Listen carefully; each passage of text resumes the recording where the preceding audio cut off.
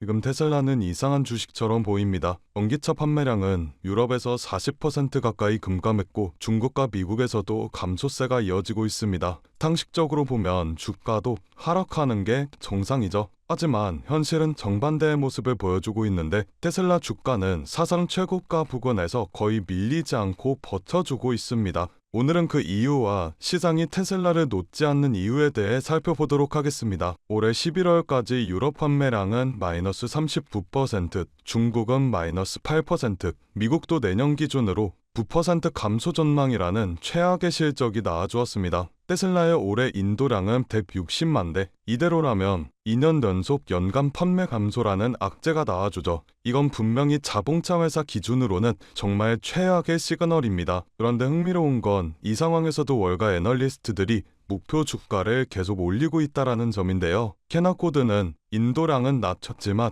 목표가는 551달러로 상한하고 투자 의견은 매수 의견을 유지하였습니다. 왜일까요? 시장은 이번 분기가 아니라 테슬라가 무엇으로 변하는지를 보고 있기 때문입니다. 즉 테슬라는 더 이상 전기차를 얼마나 파느냐로 평가받는 주식이 아니라는 거죠. 지금 시장은 테슬라를 AI, 로보택시, 로보틱스 플랫폼으로 보고 있습니다. 웨드부시의 댄 아이브스는 테슬라가 로보택시와 AI 전략을 제대로 실행할 경우 2027년 기업 가치가 $1,000를 돌파하는 것도 가능하다라고 보고 있습니다. 이건 현재 시가총액의 거의 2배라고 볼 수 있죠. 즉 지금 주가는 자동차 판매 실적이 아니라 로보택시가 열어줄 미래 시장을 선반영하고 있다고 할 수 있습니다. 이 로보택시가 중요한 이유는 단순합니다. 차량 한 대를 파는 구조에서 차량이 계속해서 돈을 벌어다주는 플랫폼 구조로 바뀌기 때문이죠. 테슬라는 이미 텍사스 오스틴, 샌프란시스코 베이 지역에서 제한적이지만 실제 호출 서비스를 운영 중이기도 한데요. 특히 오스틴 지역에서는 운전자 개입 없는 주행 테스트까지 시작되며 시장이 테슬라의 로보택시에 더욱 주목하게 만들고 있죠. 지금 시장은 테슬라를 전기차 판매 부진은 일시적이고 로보택시와 AI 데이터는 구조적이라고 생각하고 있습니다. 전기차 판매만 본다면 테슬라는 분명히 불안한 게 맞습니다. 하지만 주가는 그걸 보지 않죠. 시장은 테슬라를 자동차 회사가 아니라 AI 플랫폼 기업으로 다시 평가하고 있습니다. 그래서 실적이 나빠도 주가는 버티고 조정이 와도 매수세가 빠르게 들어오는 겁니다. 테슬라는 지금 완전히 다른 회사로 변신 중인 기업인 거죠. 이 변신이 현실화되는 순간 지금의 주가는 그때가 기회였다라고 기억이 될 가능성이 높습니다.